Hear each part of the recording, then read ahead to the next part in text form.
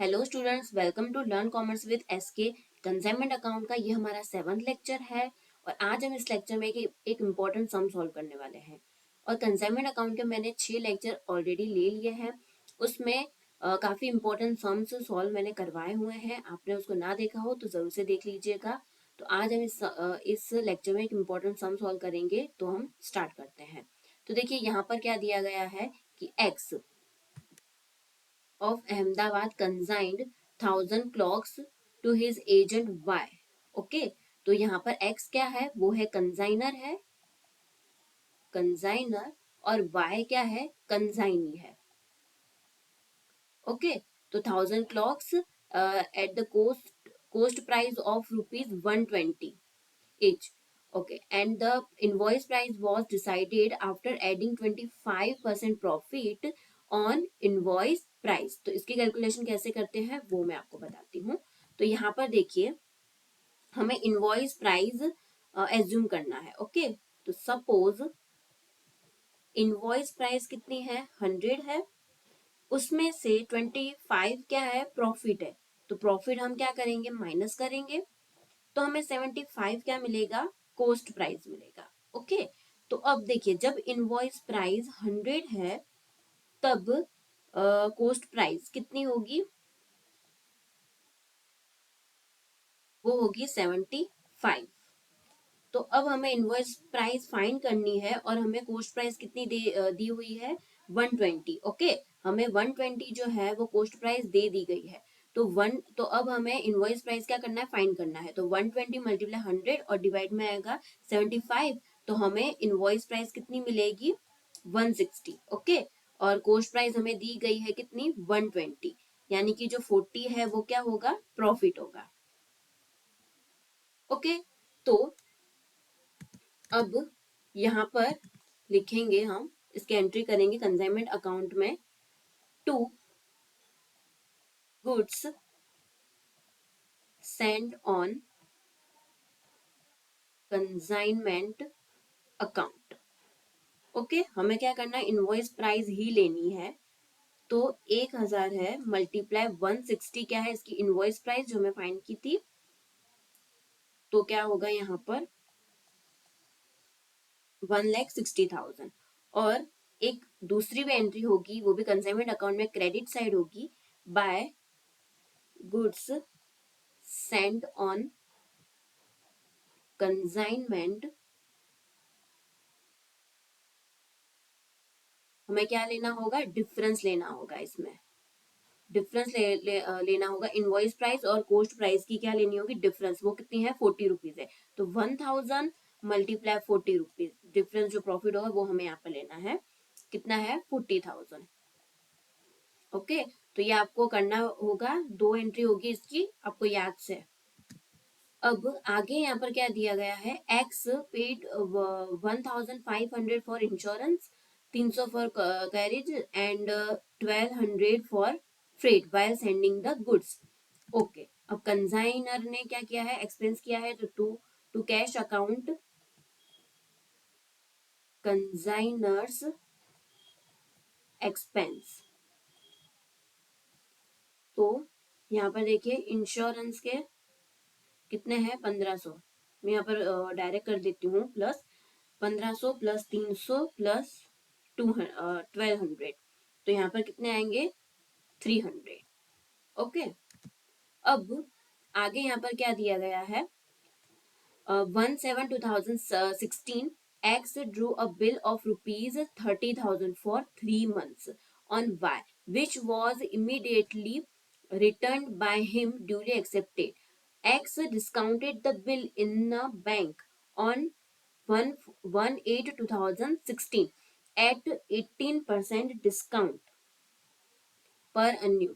Okay, तो यहाँ पर देखिए, 3 महीने का था, तो 1/7/2016, बट 4/8/2016 यानी 1 महीने के बाद क्या कर दिया, डिस्काउंट कर दिया। तो 2 मंथ का हम काउंट करेंगे, डिस्काउंट कितने मंथ का, 2 मंथ का। तो हम यहाँ पर लिख देते हैं। तो देखिए, कंसाइनी के अकाउंट में क्या आएगा, बाय बिल्स रिसीवेबल कितना आएगा, 30,000 आएगा, और कंसाइनमेंट अकाउंट में क्या आएगा, उसका डिस्काउंट आएगा। To bills receivable discount 30,000 multiply 2 month का 2/12 मल्टीप्लाई कितना परसेंटेज था 18% था। ओके तो यहाँ पर कितना आएगा 900। तो चलिए ये भी हो गया। अब आगे है Y is entitled to get 4% general commission है और डेलीगेटर कमीशन कितना है 2% है और 1/6 शेयर इन प्रॉफिट। ओके तो ये तो जब सेल होगा तभी हम करेंगे। अब आगे Y sent an account sale and bank draft for the amount due from him and according to account sale यहाँ पर और इंफॉर्मेशन दी गई है कि he paid 3,000 for freight and clearing charges for advert and 2,795 for advertisement। तो इसने जो खर्चा किया है कंसाइनी ने वो हम लिखेंगे to consignee's account expense. Okay तो फ्रेट एंड क्लियरिंग चार्जेस कितना है 3,000 और एडवर्टाइजमेंट कितना किया था 2,795 यानी कि उसको प्लस करेंगे तो हमें मिलेगा 5,795। ओके तो ये जो एक्सपेंस है उसकी एंट्री हम कंसाइनी के अकाउंट में भी करेंगे by consignment account expenses. Okay कितना आएगा 5,795। अब आगे बढ़ेंगे हम। यहाँ पर दिया गया है कि he sold 175 clocks at ₹180 each for cash. He purchased 25 clocks at ₹180 for his personal use and he sold 600 clocks at ₹200 each to M on credit. He sold 100 clocks at ₹190 each to N on recommendation of X। तो ये जो है पूरा cell उसकी entry पहले तो मैं कर देती हूँ। तो ये यहाँ पर कंसाइनमेंट अकाउंट में यहाँ पर आएगा बाय कंसाइनीज अकाउंट क्या आएगा सेल्स। सेल्स जो भी किया वो सब लिख देंगे। सबसे पहले तो कैश का सेल किया था, कैश से किया था 175 मल्टीप्लाई 180 तो कितना आएगा यहाँ पर आएगा 31,500। ओके उसके बाद पर्सनल यूज के लिए लिया था उसने 25 क्लॉक्स मल्टीप्लाई 180 रुपीज तो मिलेगा 4,500। उसके बाद क्रेडिट से किया था उसने सेल 600 मल्टीप्लाई 200 रुपीज तो 1,20,000 और उसके बाद एन को क्रेडिट पे दिया था on the recommendation of consignor तो 100 क्लॉक्स मल्टीप्लाई 190 रुपीज तो आएगा 19,000।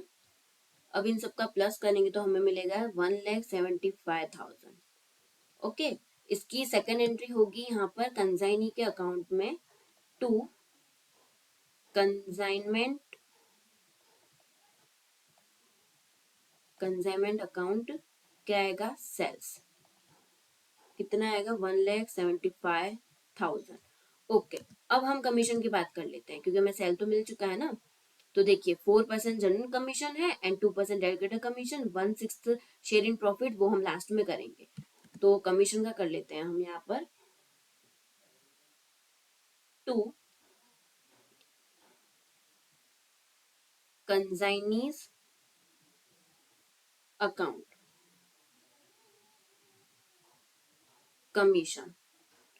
तो देखिए टोटल जो है जनरल कमीशन वो टोटल पे हम देंगे टोटल सेल पे 1,75,000 मल्टीप्लाई 4% तो कितना मिलेगा 7,000 मिलेगा।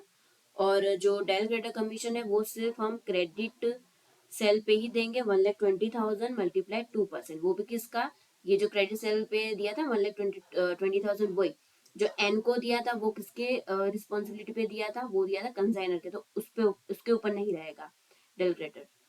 ओके तो 2,400 तो यहाँ पर आएगा 9400। अब उसकी सेकंड एंट्री करेंगे हम यहाँ पर कंसाइनी के अकाउंट में, by consignment account commission 9400। Okay, अब ये भी हो गया। अब आगे 6 नंबर की इंफॉर्मेशन दी गई है। During the year fire took place in Y's shop, किसकी शॉप में हुआ है? कंजाइनी के शॉप में हुआ है, वाई की, ठीक है। And 20 clocks were burned and insurance company accepted a claim of rupees 1800। Okay, तो वाई की शॉप पे हुआ है, तो अब एबनॉर्मल लॉस, उसके अंदर कंजाइनी के जो एक्सपेंस है उसको भी हम काउंट करेंगे। तो यहाँ पर मैं लिख देती हूँ एबनॉर्मल लॉस। तो देखिए डिस्ट्रॉय कितना हुआ है?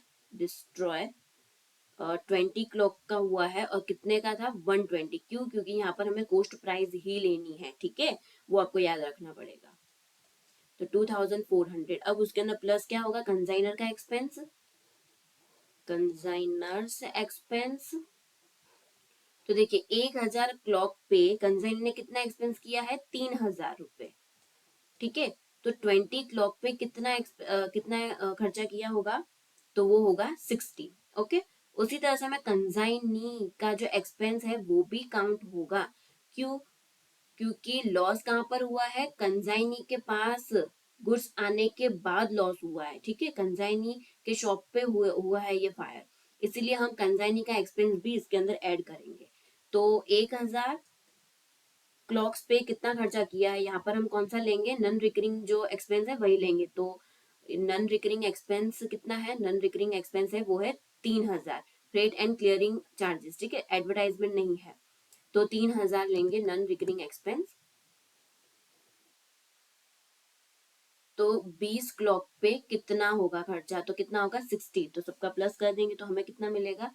2520। अब हम माइनस करेंगे इंश्योरेंस कंपनी ने कितना किया है? 1800।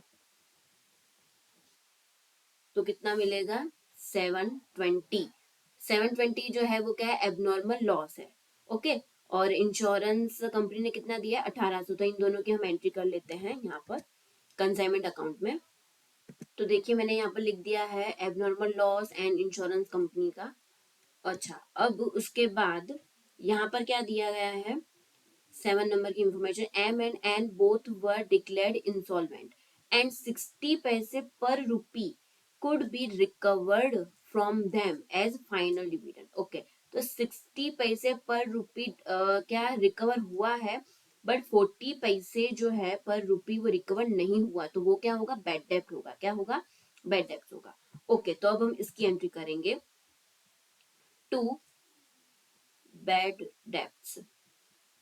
तो देखिए यहाँ पर क्या है कि 1 रुपये पे, यहाँ पर मैं लिख देती हूँ बैड डेप्ट्स,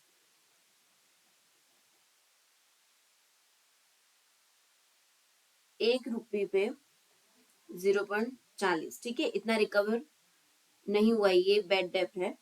तो 19,000 जो है उस पे कितना होगा? ओके, तो कितना होगा? 7,600 होगा। ओके, देखिए यहाँ पर 19,000 मल्टीप्लाई 0.40। ओके, तो 90,000 ये जो एन है ना, हम उसी को ही लेंगे, इसी पे ही पेड डेप होगा। क्यों? क्योंकि एन जो है वो कंसाइनर के रिकमेंडेशन से उसको क्रेडिट पे दिया था, इसीलिए कंसाइनी का यहाँ पर कुछ भी नहीं होगा। तो इसीलिए हम जो 19,000 है इसी पे ही बेड डेप काउंट होगा। कितना बेड डेप हुआ है? 0.40। तो 90,000 मल्टीप्लाई 0.40 तो कितना मिलेगा? 7,600। ओके, अब इसकी सेकंड एंट्री कर लेंगे हम, कहाँ पर? कंसाइनी के अकाउंट में, बाय बैड डेप्ट्स 7,600। ओके, ये भी हो गया कंप्लीट। अब 8 नंबर का है कि आउट ऑफ अनसोल्ड 5 क्लॉक्स, ठीक है, आउट ऑफ अनसोल्ड क्लॉक्स उसमें जो जो 5 क्लॉक्स है वह डैमेज्ड कंडीशन में था, एंड रुपीज 225 जो है was estimated as a total repairing expense, total repairing expense इतना हुआ है to make them saleable. Okay, तो ये जो है वो हम क्लोजिंग स्टॉक के अंदर क्या करेंगे, डिडक्ट करेंगे, माइनस करेंगे हम। तो वो अब हम फाइंड करेंगे क्लोजिंग स्टॉक। ओके, तो क्लोजिंग स्टॉक,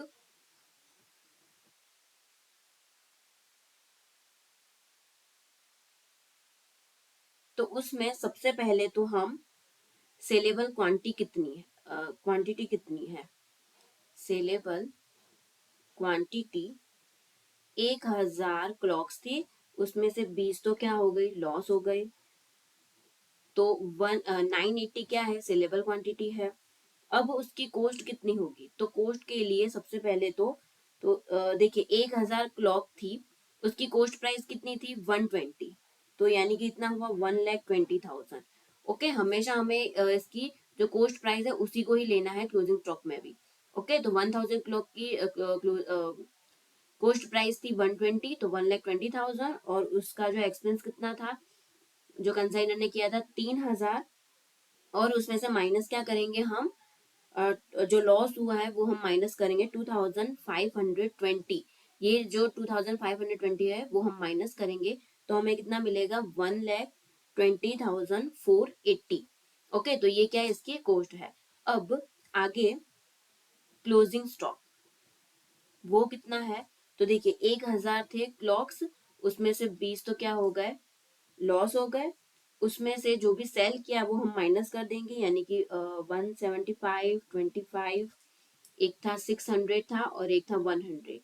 तो कितना मिला, 80, 80 क्लॉक्स जो है वो बाकी बची है।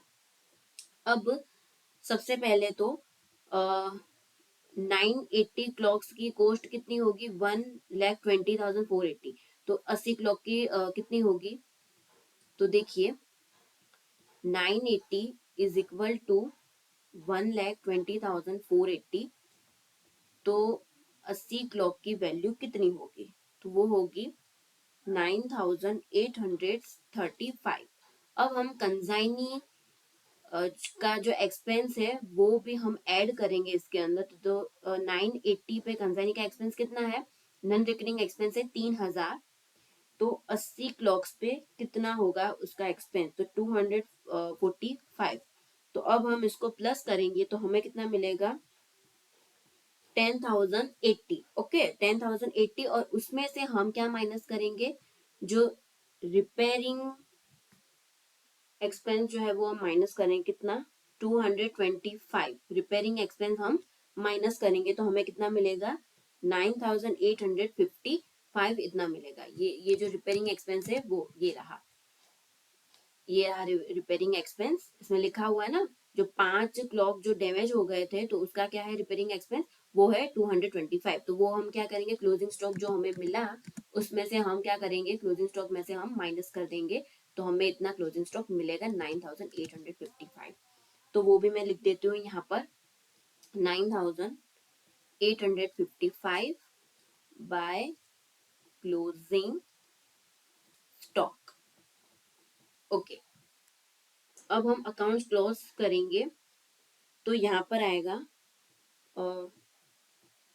2,27,375। तो यहाँ पर हम लिखेंगे 2,27,375।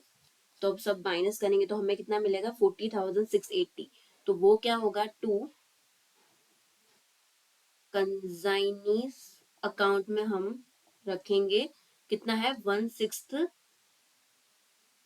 प्रॉफिट है ना, 1/6 शेयर ऑफ प्रॉफिट है।